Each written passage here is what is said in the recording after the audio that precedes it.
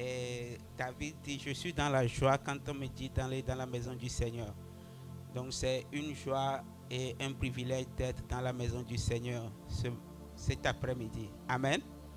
Je voudrais tout d'abord saisir cette opportunité pour remercier le pasteur pour la grâce et l'opportunité qu'il nous donne de partager la parole avec vous. Amen. Que Dieu le bénisse abondamment ainsi que sa famille. Amen. Que l'Éternel te bénisse également. Nous bénisse tout un chacun de nous. Amen. Nous allons voir quelque chose dans environ 15 minutes parce que la Bible dit tout a été fait par la parole de Dieu. Donc nous allons écouter un peu d'exhortation et puis continuer. Alors le thème de mon exhortation, c'est le bien-être spirituel. Spiritual wellness. Le bien-être spirituel. Amen. Nous allons lire dans 3 Jean, le verset 2. 3 Jean, verset 2. Bien-aimé, je souhaite que tu prospères à tous égards et sois en bonne santé comme prospère l'état de ton âme. Amen. Je vais relire. Bien-aimé, je souhaite que tu prospères à tous égards et sois en bonne santé comme prospère l'état de ton âme. Amen. Ici, c'est Jean qui écrivait à l'ancien Garus pour lui dire qu'il souhaite qu'il prospère à tous égards, qu'il soit en bonne santé comme l'état de son âme. Quand on dit comme, ça veut dire qu'on fait une comparaison, like. Donc, nous pouvons dire, sans nous tromper, que notre prospérité, notre prospérité, notre santé physique, la prospérité physique dépend de notre condition, de la condition de notre âme. Amen. Et l'homme est constitué de 3 entités. Le corps que nous voyons, l'âme et l'esprit. Et l'esprit est l'entité supérieure. L'esprit domine l'âme et l'âme domine le corps. Amen. Donc, ton âme ne peut pas être en bonne santé si ton esprit est dans un mauvais état. Amen. L'état de ton âme dépend de l'état de ton esprit, de ton état spirituel. En tant que chrétien, donc tout dépend, notre prospérité physique dépend au fait de notre bien-être spirituel. Amen. Alors, je vais vous donner quelques éléments qui peuvent nous permettre d'être dans un bien-être spirituel en tant que chrétien. Amen. Je vais nous donner 3 éléments rapidement et puis nous allons prier. Alors, la première chose qui nous permet d'être dans un bon état spirituel, qui nous permet une bonne santé spirituelle, c'est la parole de Dieu. Amen. Nous allons lire Matthieu 4, le verset 4. Matthieu 4, verset 4. Matthieu 4, verset 4, il dit, Jésus répondit, il est écrit, l'homme ne vivra pas de pain seulement, mais de toute parole qui sort de la bouche de Dieu. Amen. Matthieu 4, verset 4, l'homme ne vivra pas de pain seulement, mais de toute parole qui sort de la bouche de Dieu. Amen. Alors, nous savons que l'homme, pour être en bonne santé, a besoin de manger, pour être en bonne santé, en forme. Lorsque vous voyez des zones de guerre, vous voyez quand on était enfant, il y avait la guerre en Somalie, etc. Quand vous voyez les enfants, vous voyez leurs conditions, parce qu'il y avait quoi? La malnutrition, la famine. Ils ne mangeaient pas. Et quand ils ne mangeaient pas, ils étaient chétifs, ils avaient le coche-corps. Amen. Alors Jésus dit ici que l'homme ne vivra pas seulement de pain. Notre esprit ne se nourrit pas de pain. Notre esprit ne se nourrit pas de pain, mais le pain de notre esprit, c'est la parole de Dieu.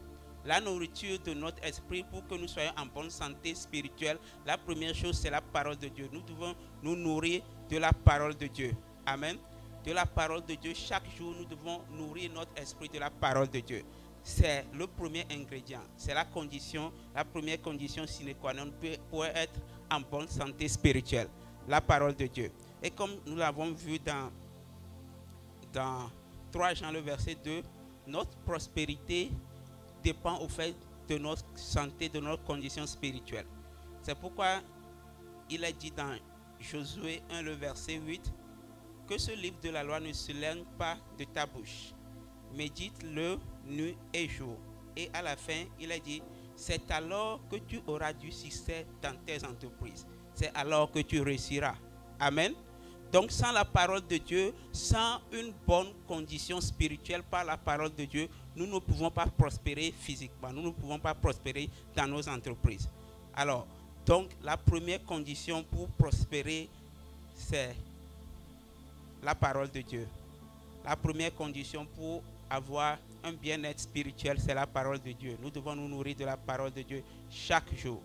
Je remercie le Seigneur encore pour la vie du pasteur parce que nous avons ici instauré un chronogramme de lecture de la parole de Dieu. J'espère que tout le monde suit cela à la lettre, ce qui nous permet de lire la parole de Dieu chaque jour, de méditer une parole de Dieu, la parole de Dieu chaque jour avant de sortir de nos maisons, et ça nourrit notre âme. Amen.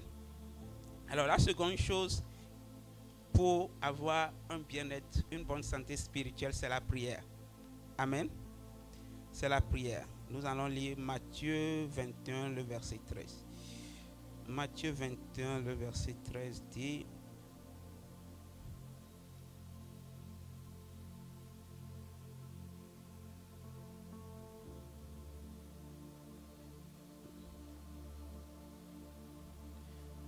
il leur dit, il est écrit, ma maison sera appelée une maison de prière. Je veux seulement la première partie. Ma maison sera appelée une maison de prière. Amen. Alors, c'est Jésus qui parlait là aux pharisiens et aux gens du temple de Dieu.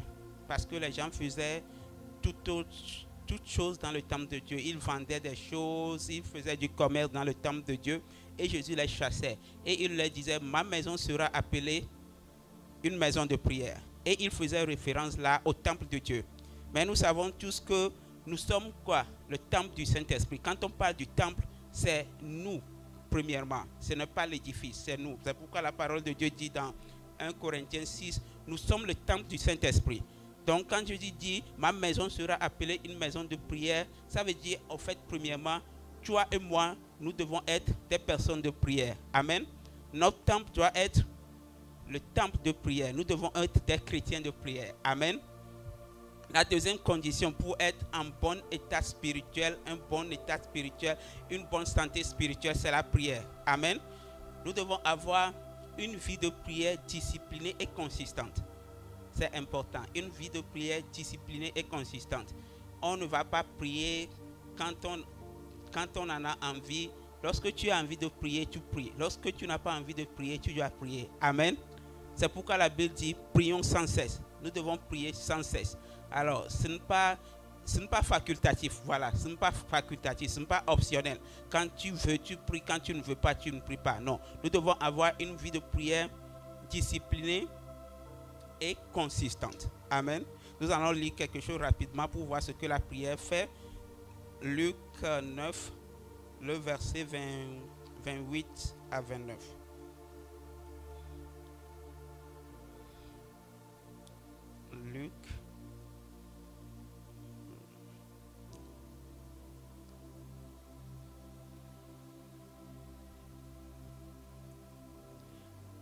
Luc 9, le verset 28 à 29. Environ 8 jours après qu'il eut dit ces paroles, Jésus prit avec lui Jean et Jacques et il monta sur la montagne pour prier. Pendant qu'il priait, l'aspect de son visage changea et son vêtement devint d'une éclatante blancheur. Amen. Alors, nous voyons ici que Jésus est allé à la montagne pour prier avec certains de ses disciples et son aspect a changé. Amen. La prière a cette faculté-là de nous transformer spirituellement et physiquement. Amen. Donc, lorsque nous prions, la mission aussi de la prière, c'est de transformer notre être spirituel et cette transformation-là va se répercuter sur notre être physique. Et c'est en ce moment-là que nous prospérons. Amen. Donc, la prière est très importante. C'est pourquoi 1 Thessaloniciens 5, le verset 17 dit, priez sans cesse. Une vie de prière disciplinée et consistante. Ce n'est pas optionnel. Quand tu te sens bien, tu pries. Quand tu ne te sens pas bien, tu pries. Quand tu as envie de prier, tu pries. Quand tu n'as pas envie de prier, tu pries. Amen. Alors, la troisième chose pour un bien-être spirituel, c'est le jeûne et prière. Amen. C'est le jeûne et prière. Matthieu 17, le verset 21, rapidement. Matthieu 17, le verset 21. Matthieu 17, verset 21. Mais cette sorte de démon ne sort que par le jeûne et la prière. Amen. Mais cette sorte de démon ne sort que par le jeûne et la prière. Alors c'est ici Jésus qui disait cela à ses disciples parce que on a amené des gens possédés aux disciples de Jésus et ils n'ont pas pu les délivrer. Et quand Jésus était arrivé, comme par magie, Jésus a prié et puis les gens ont été délivrés. Amen. Et Jésus disait à ses disciples que ces gens de démons ne sortent que par le jeûne et la prière. Chers frères et sœurs en Christ, il y a certains niveaux que nous ne pouvons pas atteindre sans le jeûne et la prière. Amen. Un chrétien, normalement, sinon je dirais, pour une croissance spirituelle normale, il est anormal, sinon dangereux pour un chrétien de manger 7 jours sur 7 dans la semaine. Amen. Pour un chrétien, il est anormal de manger 7 jours sur 7. Je ne parle pas des programmes de jeûne que l'Église va organiser.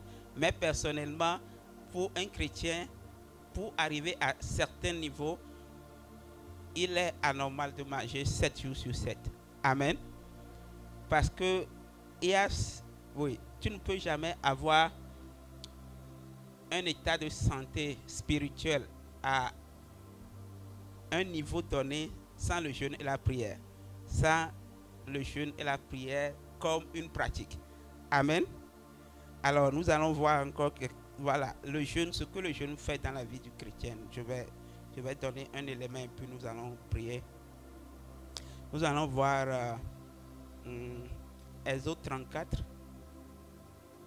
Exode 34, le verset 28 à 30.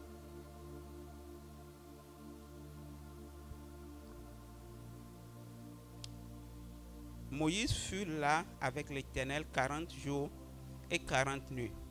Il ne mangea point de pain et ne but point d'eau. Et l'Éternel écrivit sur les tables les paroles de l'alliance. Les paroles de l'alliance, les 10 paroles. Moïse descendit de la montagne de Sinaï, ayant les 2 tables de témoignage dans sa main. En descendant de la montagne, il ne savait pas que la peau de son visage rayonnait parce qu'il avait parlé avec Dieu. Aaron et tous les enfants d'Israël regardèrent Moïse et voici la peau de son visage rayonnait et ils craignaient de s'approcher de lui. Amen. Alors, voilà Moïse qui est parti dans la présence de Dieu. La Bible dit, il est parti rencontrer son Créateur. Il est parti parler avec Dieu. Et il est resté là-bas 40 jours et 40 nuits sans manger ni du pain. Il n'a ni bu de l'eau. Amen. Alors, le jeûne le but du jeûne, en fait, c'est d'abaisser ou bien d'affaiblir notre être physique pour élever notre être spirituel. Amen. L'apôtre Paul dit, je traite durement mon corps. Amen. Le jeûne, c'est un moyen de privation, de priver notre corps de ses désirs pour être dans la présence du Seigneur. Le jeûne et la prière, parce que jeûner sans prier, c'est une grève de la faim. Ce n'est pas la prière. Donc, quand nous jeûnons, nous devons prier. Alors, donc le jeûne, c'est la privation. Et le jeûne et la prière nous amènent dans la présence de Dieu. Et nous voyons ici que lorsque Moïse est allé dans la présence de Dieu 40 jours et 40 nuits, la gloire de l'Éternel s'est révélé à lui et il a transporté au fait la présence de Dieu avec lui. Et il a transporté la gloire de l'Éternel avec lui. La gloire de l'Éternel transparaissait dans le visage de Moïse. Moïse était transformé. Alors le jeûne et la prière a cette capacité-là, ont cette capacité-là de nous amener dans la présence de Dieu et de nous permettre de transporter la gloire de Dieu dans notre vie, de refléter la gloire de Dieu dans notre vie. Alors, je nous invite, chers frères et sœurs en Christ, par la compassion du Seigneur, à pratiquer en fait ces trois choses pour une bonne santé spirituelle. Parce que, vous voyez, dans ce monde, on n'est pas neutre. On n'est pas neutre. Lorsque tu crois que tu es neutre, tu es de l'autre côté. Tu n'es pas dans le camp de l'Éternel. Et la Bible dit, nous n'avons pas à lutter contre la chair et le sang, mais contre les dominations. Tu n'as rien à faire pour que les démons, les esprits mauvais s'élèvent contre toi. Tu n'as rien à faire. Lorsque tu es dans ce monde, on a toutes sortes d'ennemis spirituels. Alors, surtout quand tu t'appelles chrétien, tu dis que tu es chrétien, l'adversité est plus grande. Et nous ne pouvons jamais réussir.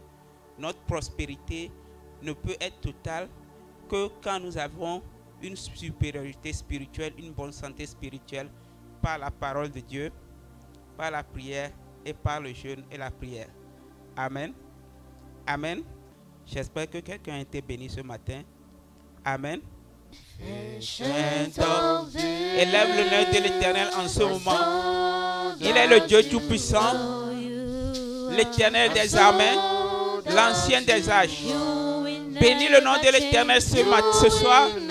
Bénis le nom du Dieu Tout-Puissant en ce moment. Dis-lui qu'il est Seigneur.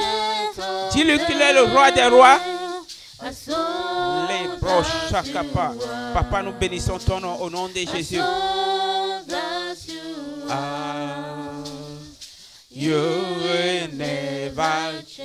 Les broches, bénis le nom de l'Éternel, car il est le roi des rois, le Seigneur des seigneurs. C'est lui qui veille sur nous. Nous sommes ici dans ta présence.